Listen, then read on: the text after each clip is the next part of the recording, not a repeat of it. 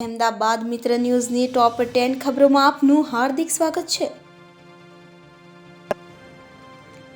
આગામી 24 કલાકમાં ગરમીના પ્રકોપથી રાહત મળશે। ગુજરાતના દક્ષિણ ભાગમાં પવન અને દિશા બદલાવાને કારણે વહેલી સવારથી જ વાતાવરણમાં પલટો આવ્યા બાદ વરસાદના છાંટા વરસ્યા હતા।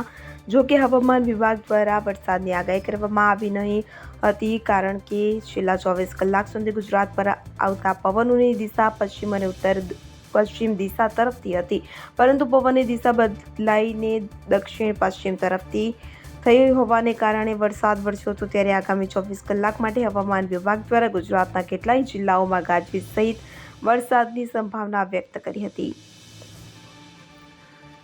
મહિલા ડ્રગ્સ ઇન્સ્પેક્ટરે લાંચ પહેલા ગલ્લામાંથી 10,000 લઈ લીધા। મેડિકલ સ્ટોરના માલિક પાસેથી 20,000ની લાંચ લેતા પકડાયેલા મહિલા ડ્રગ્સ ઇન્સ્પેક્ટર દર્શના મોદી 18 એપ્રિલે ચેકિંગ માટે ગયા હતા, કે જ્યાં ડોક્ટર દવા લખે છે તે દવા ગ્રાહકોને આપે છે, તેના પ્રિસ્ક્રિપ્શનની નોંધ રાખતા નથી, તેમ કહીને કાર્યવાહીના નામે રૂપિયા 1 લાખની લાંચની માંગણી કરી હતી। રકઝક બાદ 20,000માં સોદો નક્કી થયો હતો।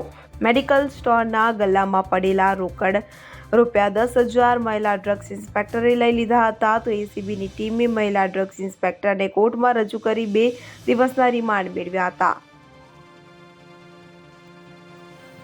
9 આઈપીએસને પોસ્ટિંગ અને 3ની બદલીના આદેશ। ગુજરાતમાં થોડા સમય પહેલા આઈપીએસ અધિકારીઓની બદલીના હુકમ થયા બાદ હવે ઘણી જગ્યાએ વેઇટિંગ ફોર પોસ્ટિંગ અને ઇન્ચાર્જમાં પોસ્ટ ચાલતી હતી, તેને પણ ચૂંટણી પંચે છેલ્લી મોહર લગાવીને પોસ્ટિંગ આપી દીધી છે। 12 આઈપીએસમાંથી પોસ્ટિંગની રાહમાં રહેલા 9 અધિકારીને પોસ્ટિંગ અપાયું છે અને 3 અધિકારીની બદલી કરવામાં આવી છે। આજે ચૂંટણી પંચે કરેલા આઈપીએસ અધિકારીઓની બદલીના હુકમમાં વેઇટિંગ ફોર પોસ્ટિંગ અને ઇન્ચાર્જ જગ્યાઓ ભરવાની પ્રાથમિકતા આપવામાં આવી છે। અમદાવાદમાં બાઇક ધીમે ચલાવવા બાબતે યુવકને 3 શખ્સ મારવા લાગ્યા। અમદાવાદના કૃષ્ણનગરમાં બાઇક ધીમે ચલાવવા બાબતે 3 શખ્સે યુવકને ચપ્પુના ઘા મારીને મોતને ઘાટ ઉતાર્યો છે, જેમાં મૃતકનો જુડવાભાઈ એક્સેસ લઈને જતો હતો, ત્યારે રસ્તામાં 3 શખ્સ તેને મળ્યા, કે જ્યાં રોડ પર અકસ્માત ટળતા ફરિયાદીને બાઇક ધીમી ચલાવવાનું કહેતા ઝઘડો થયો હતો। 3 શખ્સો ફરિયાદીને માર મારી રહ્યા હતા, ત્યાં ફરિયાદીનો જુડવાભાઈ વચ્ચે છોડાવવા પડતા તેને એક શખ્સે ચપ્પુ મારીને લોહીલુહાણ કરી દીધો હતો। જો કે સમગ્ર મામલે અંગે કૃષ્ણનગર પોલીસે 3 શખ્સ સામે હત્યાનો ગુનો નોંધીને એકની ધરપકડ અને અન્ય 2 આરોપીની શોધખોળ હાથ ધરી છે।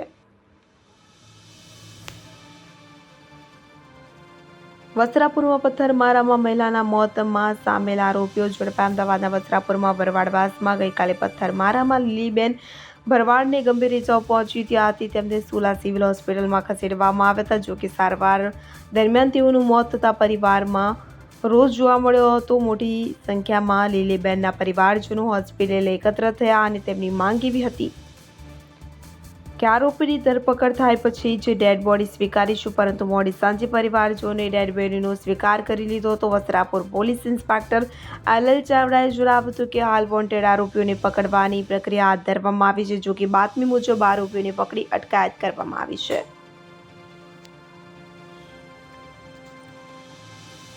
અમદાવાદ સીપીની ક્રાઇમ કોન્ફરન્સ। તો અમદાવાદ શહેરમાં કાયદો અને વ્યવસ્થાની સ્થિતિ અંગે આજે શહેર પોલીસ કમિશનર દ્વારા પોલીસ ઇન્સ્પેક્ટર અને તેનાથી ઉપરના અધિકારીઓ વચ્ચે એક મીટિંગનું આયોજન થયું હતું। તેમાં ખાસ કરીને અમદાવાદ શહેરમાં કઈ રીતે ગુનાઓનું પ્રમાણ ઘટ્યું છે અને કઈ રીતે પોલીસે કામગીરી સુધારવી તે અંગેની ચર્ચા થઈ હતી। તો આ સાથે જ લોકો પ્રત્યેનો અભિગમ કઈ રીતે સામાન્ય કરવો તે અંગેની પણ મીટિંગ યોજાઈ હતી। રાજ્યની ગ્રાન્ટેડ શાળાઓમાં આચાર્યની અછત। તો રાજ્યની ગ્રાન્ટેડ શાળામાં છેલ્લા કેટલાય સમયથી આચાર્યની અછત છે, જેમાં વર્ષ 2023માં ભરતી કરવામાં આવી હતી, તેમ છતાં હજુ રાજ્યની ગ્રાન્ટેડ શાળાઓમાં 1800 જેટલા આચાર્યની અછત છે। તો અછત પૂરી કરવા આચાર્યની ભરતીનો બીજો રાઉન્ડ કરવા સંચાલક મંડળે મુખ્યમંત્રીને પત્ર લખ્યો। 2 દિવસ બોટિંગ પ્રવૃત્તિ બંધ કરાવી આવતીકાલથી ફરી શરૂ કરાશે। વડોદરાના હરણી તળાવ દુર્ઘટનામાં હોડી ઊંધી વળી જતા બાળકોના થયેલા મૃત્યુ બાદ ગુજરાત હાઈકોર્ટે લીધેલી ગંભીર નોંધ બાદ અમદાવાદ શહેર પોલીસ દ્વારા શહેરના કાંકરિયા અને રિવરફ્રન્ટ ખાતે ચાલતી બોટિંગ પ્રવૃત્તિમાં નવા સેફટીની શરતો અને જોગવાઈઓ સાથે કરાર કરવા અંગે જણાવવામાં આવ્યું હતું, કે જે કરાર શહેર ટ્રાફિક પોલીસ બાદ જમા ન કરાવતા બોટિંગ અને વોટર સપોર્ટ એક્ટિવિટી બંધ કરવામાં આવી હતી. નવો કરાર શહેર ટ્રાફિક પોલીસમાં જમા કરાવી દેવામાં આવતા હવે આવતીકાલથી કાંકરિયામાં ફરીથી વોટર સ્પોર્ટ્સ અને બોટિંગ પ્રવૃત્તિ શરૂ થશે. એરપોર્ટ ઉપર વિદ્યાર્થી બનીને ફ્લાઇટ ટિકિટના પૈસા માંગતો ઠગ ઝડપાયો. CISFને બાતમી મળતા એક યુવકને ઝડપી પાડવામાં આવ્યો હતો. અમદાવાદ એરપોર્ટ પોલીસ સ્ટેશનને સોંપી દેવામાં આવ્યો હતો. આ યુવક દ્વારા અનેક વખત લોકોને છેતરપિંડીનો શિકાર બનાવવામાં આવ્યા છે. આ યુવક મૂળ આંધ્રપ્રદેશનો છે અને અગાઉ 2 વખત દેશના વિવિધ એરપોર્ટ ઉપર છેતરપિંડી આચરી ચૂક્યો છે. તેને ફરવાનો ખૂબ શોખ હોવાથી આ પ્રકારે લોકો પાસે પૈસાની માંગણી કરીને છેતરપિંડી આચરતો હતો.